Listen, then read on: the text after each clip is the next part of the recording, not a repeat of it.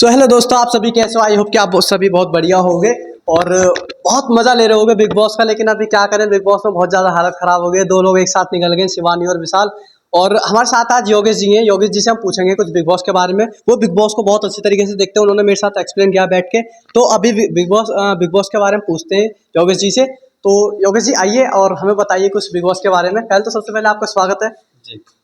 और कैसे हैं आप? मैं बहुत अच्छा हूँ। आप बताइए, आप कृष्णा जी कैसे हैं? हाँ, मैं भी बढ़िया हूँ। तो आपसे मैं पूछना चाहता हूँ बिग बॉस के बारे में कि बिग बॉस जो आप देख रहे हो, तो उससे पहले मतलब सबसे पहला जो एपिसोड देखा उसमें आपको कैसा लगा था जब एंट्री हो रही थी सब लोगों की?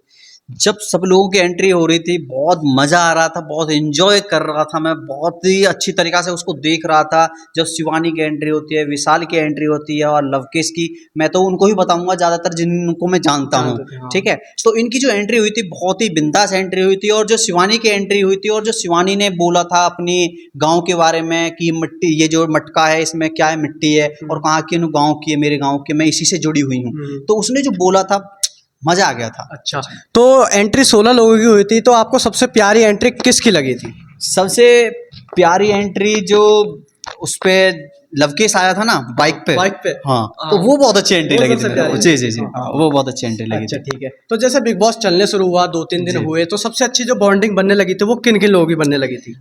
सबसे अच्छी जो बॉन्डिंग थी शुरू में थी लवकेश की और विशाल की बॉन्डिंग, वो स्टार्टिंग से ही रही थी। हाँ। और वो जब तक रहे थे, वो जब तक उनकी बॉन्डिंग बहुत अच्छी रही थी। ओके, तो आप सबसे पहले चाहने लगे थे या फिर जो आपके फेवरेट बनने लगे थे वो लोग कौन थे? देखो, सबसे पहले मैं आपको बता दूं, शिवानी जो थी यूपी से है, हाँ, उत्तर प्रदेश से है। हाँ। तो मैं शिवानी को ही सपोर्ट कर रहा था। उसकी जो लैंग्वेज थी, उसकी जो बात करने का तरीका था, वो बहुत अच्छा लग रहा था। तो मैं उसी को ही इंजॉय कर रहा था, इसी की वजह से ही मैं बिग बॉस देख रहा था। अच्छा। तो वो मेरे को बहुत अच्छे लगे। अच्छा, तो इनकी शिवानी की बॉन्डिंग तो 4 लोगों के साथ, मतलब चारों लोग थे, 3 लोगों के साथ अच्छी बॉन्डिंग बनी थी, विशाल कटारी और सना मकबूल और खुद शिवानी। जी, तो इनके मैं बारे में? आपको बताऊं कि इनकी जो बॉन्डिंग बननी स्टार्ट हुई थी वो शुरू में नहीं थी। हाँ। वो इनसे तो सिर्फ बातचीत करती थी। शुरू में जो उठती बैठती थी वो अरमान मलिक के साथ उठती बैठती, क्योंकि वो अरमान मलिक को पहले से जानती थी। इस वजह से वो उसके साथ ही उठना बैठना था, अरमान मलिक के साथ। जब अरमान मलिक के बारे में वो जानने लगी कि ये तो बंदा ऐसा है, टू फेस है, हाँ। तो इस वजह से उसने उसके साथ थोड़ा थोड़ा कम किया, फिर औरों के साथ बैठना स्टार्ट किया था। अच्छा, ये जो बिग बॉस में टास्क वगैरह होते हैं, ठीक जी है? जी जी। हाँ, तो टास्क होते हैं, तो इसमें क्या है कि जो एक दूसरा, मतलब क्या होता है, गेम के जरिए एक दूसरे जी। को पीछे छोड़कर आगे बढ़ते हैं। जी। तो इसमें एक नफरत सी फैलने लगती है लोगों के अंदर में। तो सबसे पहले ऐसा कौन सा बंदा या फिर कोई लड़की या लड़का, तो किसने सबसे पहले उसमें जो हेट फैलानी शुरू करी थी? सबसे पहले हेट फैलानी शुरू किसने की थी? मैं आपको बता दूं, शुरू से जो मैंने अब तक देखा है उसमें जो सबसे पहले हेट फैलानी शुरू करी थी अरमान मलिक ने। क्योंकि उसके मन में था कि बस जीत के जाना है यहाँ जैसे। हाँ। चाहे किसी को कुछ भी कहना सही, चाहे मेरे को कुछ भी बनना सही, कुछ भी, उसको फर्क भी नहीं पड़ता। सबसे बड़ी बात देखो तो सही, उसी ने हेट फैलानी स्टार्ट की थी कि अच्छा ये दोनों पास में बैठ रहे हैं, ये इसका उपयोग कर रहा है, मैं उसको समझाऊंगा, ओए ये तेरा उपयोग कर रहा है और तू इससे दूर रहे। तो उसने हेट फैलानी शुरू स्टार्टिंग की थी। चलिए ठीक है। तो अभी तक लगभग मेरे हिसाब से 35-37 एपिसोड हो गए हैं। तो 35-37 एपिसोड में से ओए तो 35-37 एपिसोड में से अब तक जो है 2 लोग बाहर हो, मतलब कई सारे लोग बाहर हो गए, सिर्फ 7 लोग बचे हैं अभी तो। और 2 लोग एक साथ एविक्ट हुए, निकले बाहर, एक तो शिवानी और एक विशाल। तो इनके बारे में, इन दोनों के बारे में क्या कहना चाहते हैं? देखो, मैं एक चीज़ बताऊँ आपसे कि इन दोनों के बारे में क्या कहना चाहूँगा कि ये दोनों बहुत अच्छे इंसान थे, दिल से ही बहुत अच्छे थे। जो इनके इमोशंस थे बहुत अच्छे थे, जो इनकी आपस में बॉन्डिंग थी भाई बहन की तरह थी। और जब तक ये रहे तो फनी रहा, बहुत इंजॉय किया। और जब ये निकलने के बाद में अब ऐसा लगता है कि घर में कोई भी नहीं है। हाँ बिल्कुल, ठीक है, अकेला अकेला जैसे शिवानी जब जा रही थी, तो उस टाइम पे कटारिया का रिएक्शन क्या था, और जब विशाल जा रहा था तब कटारिया का रिएक्शन क्या था? दोनों ही इमोशनल थे। दोनों इमोशनल थे। बाद में तो कटारिया रोया भी था। हाँ, कटारिया ज़्यादातर जो रोया था वो विशाल के जाने पर रोया था। हाँ, और बाद में जब मतलब अंदर थे, घर के अंदर में, तो कटारिया ने बोला कि मैं बाहर जा रहा हूँ, मेरे से बैठा नहीं जा रहा। तो बाहर जाके मैंने देखा कि वो उनको सबको मिस कर रहा है, देख रहा है कि मैं, हम यहाँ पर बैठते थे, इस तरीक़ा से बैठते थे, ऐसे बातें करते थे। और शिवानी, मैं एक चीज़ बताऊँ आपको, शिवानी जो लड़की थी ना, वो पूरे बिग बॉस में ऐसे यहाँ है तो वहाँ तक आवाज़ जा रही है, यानी कि पूरी तरीक़ा से एंजॉय करती रहती थी। ठीक है, और उनको हंसाती रहती थी, खुश भी हंसती थी। ठीक है, औरों को क्या, वहां में जो रह रहे थे उनको तो हंसती थी, हम भी खुद हंसते थे यार। हंसते थे। ठीक है, करोड़ों लोगों करोड़ों लोग जो है हंसते थे, उसकी बात को एंजॉय करते थे। ओके, तो बिग बॉस में आप किसको सपोर्ट करते थे?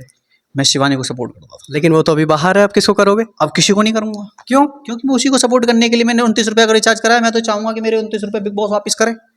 मतलब अब आपको गिल्ट हो रहा है 29 रुपए के? नहीं, गिल्ट इसलिए नहीं हो रहा कि मैंने 29 रुपये का रिचार्ज करा, गिल्ट इसलिए हो रहा है कि उन्होंने गलत इंसान को बाहर निकाला है। मतलब जो अच्छा इंसान था उसको गलत तरीके से बाहर निकाला है। हाँ, गलत। उसको नहीं निकालना चाहिए था। जब विनर नहीं बनती थी, लेकिन लास्ट तक उसको रोकना चाहिए था ना। हाँ, टॉप 5 में तो आते। पर लेकिन कहते हैं ना कि स्क्रिप्ट जो लिख दी है हाँ, वो उसी तरीका से उसी के होना है। according चलेंगे। उन्होंने हाँ, पहले ही सोच रखा था कि इसको बाहर निकालना, कैसे निकालना, तो वो सारी चीजें थी। बिल्कुल। तो अच्छा, ठीक है। तो ये अरमान और कृतिका दोनों हस्बैंड वाइफ हैं। जी, कृतिका के बारे में क्या कहना है?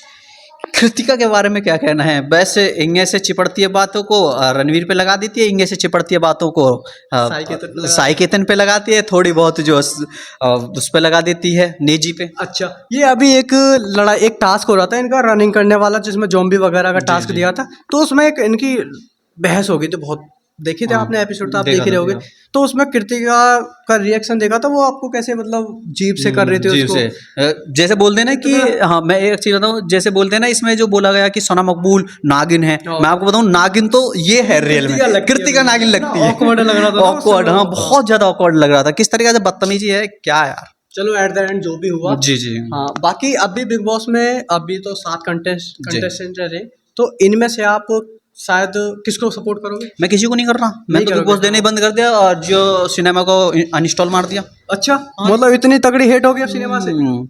जियो सिनेमा से नहीं है, लेकिन बिग बॉस से ज्यादा हिट हो गई है। बिग बॉस से हो गई है। इस सीजन तो नहीं देखूंगा अब लास्ट तक, कोई भी विनर बने मेरे से तो कोई अब फर्क नहीं पड़ता।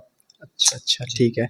तो अब मेरे को लास्ट में आप ये बताइए कि अभी जो 7 लोग रह गए हैं, जी, चलो आपने तो एक क्वेश्चन मना ही कर दिया कि मेरे से कोई भी जी, जीतो, जी, हाँ, मेरे को क्या कोई फर्क नहीं पड़ेगा। पड़ता। हाँ, तो फिर अभी हमारे कोई क्वेश्चन बचे भी नहीं, क्योंकि इन्होंने बात ही खत्म कर दी अपनी, क्योंकि अब शिवानी ये को बात support मैंने करने क्यों वाले कही थे। है मैं आपको हाँ, बताऊं, बोलिए। ये बात मैंने इसलिए कही है क्योंकि जो इसमें रह गए हैं हाँ वो लोग अच्छे नहीं हैं। हाँ, उन लोगों की वजह से शायद ये लोग बाहर गए। ये उन लोगों की वजह से, इन लोगों की वजह से अच्छे लोग बाहर गए हैं। हाँ। और ये चीज सबसे बड़ी बात है कि ये चीज बिग बॉस नहीं देख पा रहा है, जो होस्टिंग कर रहा है वो नहीं देख पा रहा है। हाँ, ठीक है, सबसे बड़ी घृणा मुझे इस चीज से हो रही है। ठीक है यार, अच्छे इंसान हैं जो लोग, यार ये बिग बॉस किस लिए बनाया गया है? इमोशंस को देखने के लिए, और जी तुम्हारे फनी करने के लिए, एंटरटेनमेंट के लिए। ठीक है, लोगों को एंटरटेनमेंट, लेकिन तुम जो लोग एंटरटेनमेंट कर रहे हैं, जो इमोशनल हैं उस चीज़ को लेके, हर चीज़ को लेके, उन्हीं को तुम बाहर कर रहे हो, तो ये बिग बॉस किस हिसाब का रह गया? हाँ, बिल्कुल।